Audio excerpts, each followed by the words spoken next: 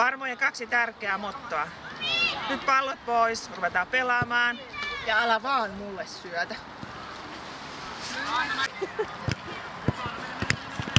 Oho. Varmat on perustettu 18 vuotta sitten. Silloin kun Varmat perustettiin, niin ainoa peruste oli se, milloin pääsit joukkueeseen, oli se, että oma lapsi piti pelata siinä joukkueessa. Mutta tällä hetkellä Varmoihin otetaan myös pelaajia, joilla on ihan muu syy liittyä Varmoihin.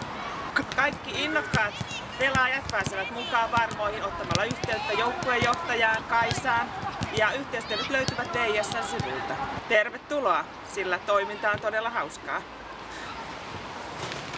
Varmat pelaa Uudenmaan piirin harrastesarjassa futista. Me ollaan aiemmin pelattu KKI 35-sarjassa, mutta se on aika kova kilpasarja, niin ollaan siirrytty pelaamaan harrastesarjaa.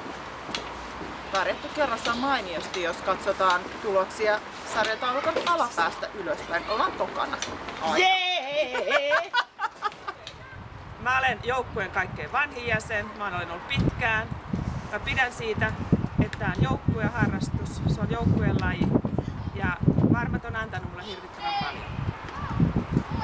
Kyllä.